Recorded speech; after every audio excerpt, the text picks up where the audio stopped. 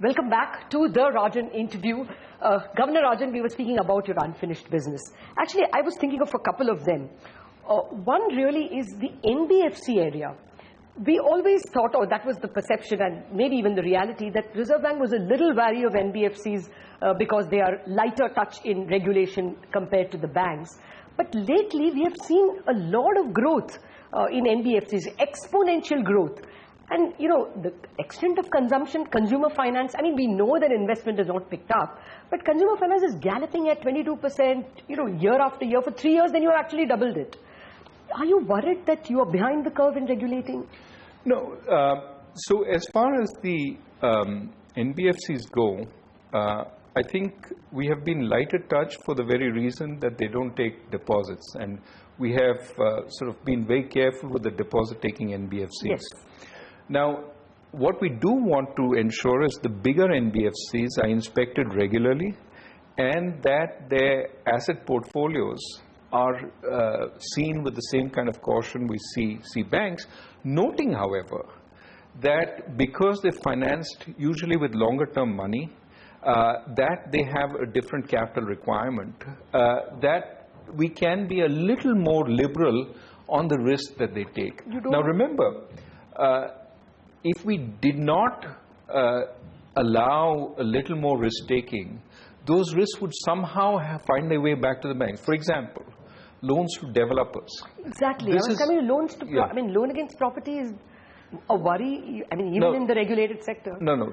So what we don't want is the banks to be heavily exposed because of the possibility that they would perhaps incur large losses.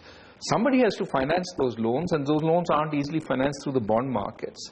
So some NBFCs do take up that kind of lending.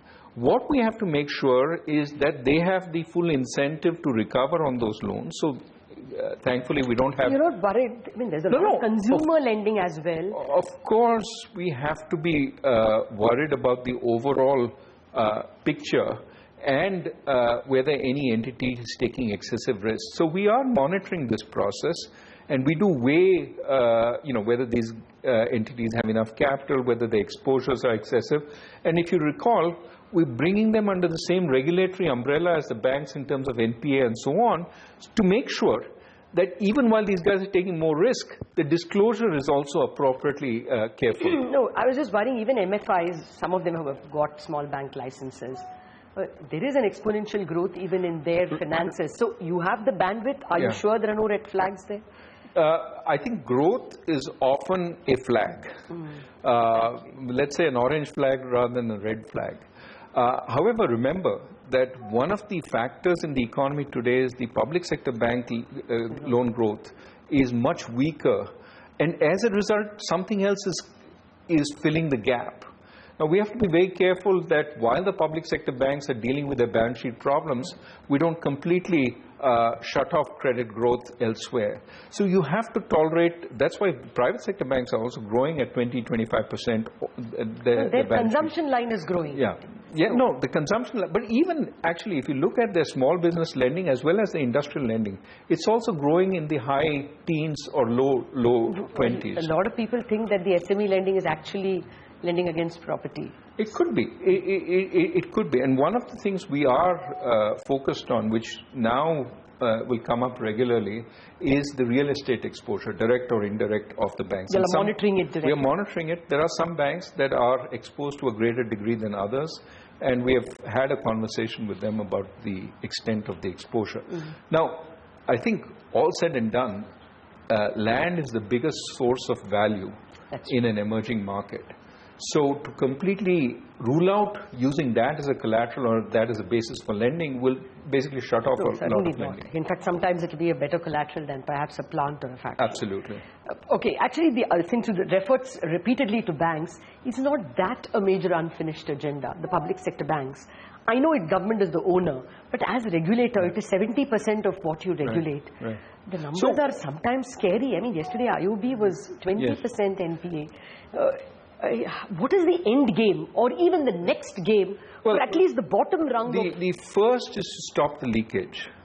And that means make better loans, which means the appropriate due diligence, which means the appropriate governance. So I think the Bank Board Bureau, a very welcome development, and remember it was on the basis of the Nayak Committee, which suggested this, and the government espoused this and has moved forward quite firmly and fast on this. I think that's a welcome development.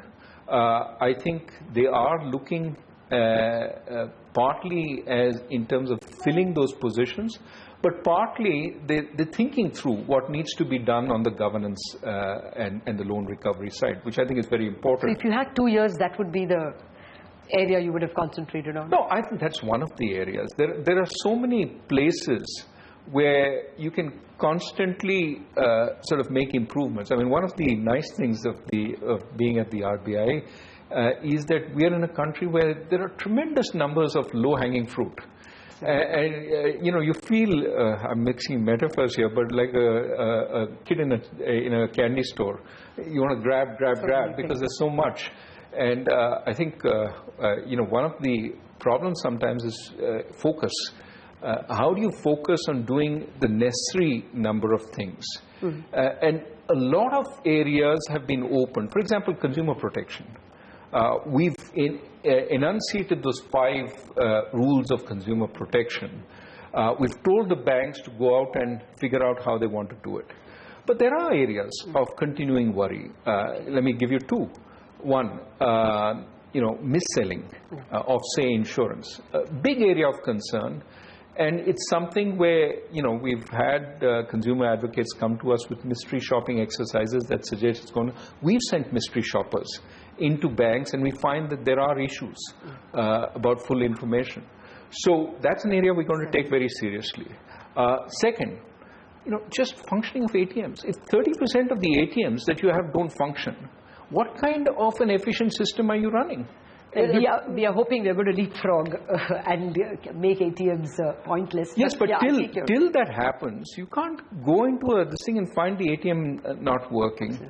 Similarly, you know, the ATM frauds, can we find some way to prevent them? So, for example, if you key in your PIN number, if somebody has a phone sitting up there taking photos, they can see it. Well, in Indonesia, they have a simple cover over the when you put yours, so you have to key it in under a cover so only you can see. Well, that's a plastic cover which can be just fixed on. Can we fix it? So I mean, there are things like this that we need to constantly keep innovating. The point I'm trying to make is, one, yes, there is a need to do this, but second, I remember this famous phrase, the cemetery is full of indispensable people. So I mean, somebody else will come and do it. This organization is strong. It has a good second, third line. And one of the interesting things is they do all the work, you get the credit. So it's important that... You are in a giving mood, sir.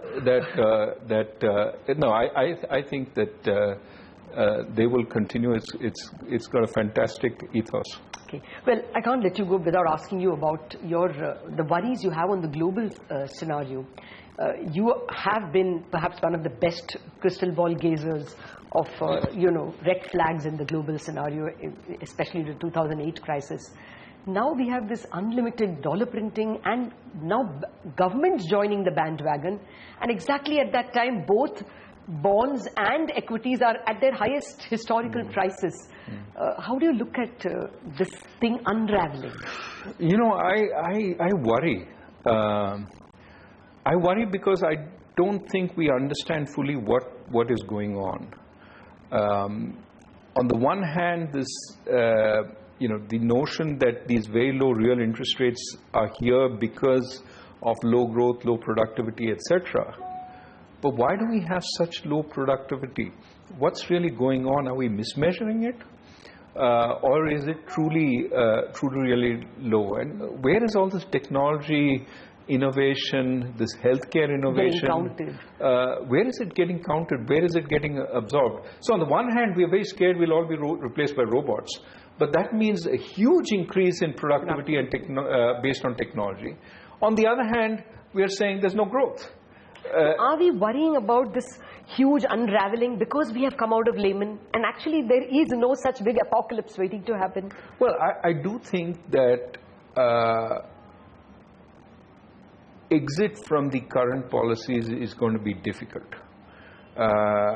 You have asset prices that are priced for a combination of, on the one hand, Great Depression levels of interest rates, and on the other hand, equities are priced as if, earnings are going to be really, really strong. Of course, the discount rate is also low, but earnings are also expected to be quite strong. The two, again, don't fit together. So there's a disconnect in the way things are priced, and the only way you can explain it is we have distortions. And distortions perhaps created by policy. And that's why I do worry. How about India's... Okay, you worry. Where might things go wrong? No, at some point, there will be an adjustment. What the trigger will be, it's hard to say. The world's best scenario is this winds down gradually, we come out, growth picks up, etc., etc. That's the benign scenario.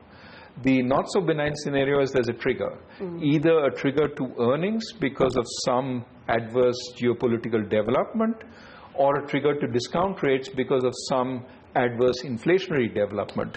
And one of those sets the Sometime back you worried it would be China. Well, that could be a growth development, but China, my sense is there's not going to be because there is a filtering of the news from there and so on. It's not going to be one report which suddenly makes you really, really worried. It could be a policy move, as in January this year or in August last year, but it could also be that in the areas where news is more sort of unmanaged, for example, the US, a strong inflation report could be very problematic. Okay. Well, at the moment it looks a distance away. But how do you think India should prepare for this? I think we've been doing that for quite some time. I think this is why my sort of emphasis on macro stability. The government, certainly with the fiscal, in the budget, adhering to fiscal norms, the movement on the GST, I think more than just the enactment of GST was the signal it sent that the central parties could come together for important reforms, and that old I will support in government and oppose outside, that seems to have broken. I think this is great news for the country. And if this can extend to other important pieces of legislation, I think it bodes very well for our future. Okay. Well, just last two questions. One of the things that you have set in motion is the payment bank, the payment interface, unified payment interface. If you were to return in some position as a ghost? 2 years from now, oh no, as a second term in the RBI or in any other fashion. I mean, basically I wanted to ask you, how do you think the financial system will look? Do you think the path is set for way more financial inclusion? What is all this UPI?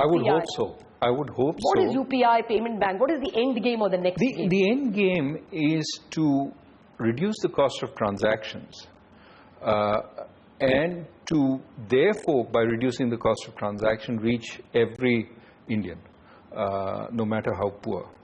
Now, I mean, look, somebody sitting on a hilltop, and there are many of villages in 10 miles above the bigger town, no access to ATMs. They want to pay in the Kirana shop. They have access to cell phones because cell phone towers are ubiquitous now. Can they use a transfer mechanism which doesn't require them going down and getting cash and bringing it out? And this is where UPI, for example, comes in. So I think for us, leapfrogging the cash economy is very important. Now, of course, you hit against some behavioral issues also. Some people don't like to get into the formal economy because they may be recognized by the taxman. Well, so can we address that issue and give them incentives as well as pull back the tax, the sense of tax harassment. And I think, we're working on all these issues. So I'm hopeful that we'll leapfrog. I'm being warned about time. So actually the final question. Even the public sector banks. Now, if you were to return 2 years from now, how much do you think the public sector banks will have as a share? Do you see that share being much lower? Look, because you have given so many licenses. I do think there will be differentiation amongst the public sector banks. And as that differentiation emerges, you will have some very good, very strong winners who have made the changes to adapt to the new opportunities. Remember, public sector banks still have a lot of name recognition, a lot of goodwill. A lot of very good bankers, I must say. A lot of good bankers and a lot of respect amongst the public. So the ones that can capitalize on that and take advantage of the new technologies, reduce their cost structure, my sense is those will grow very strongly.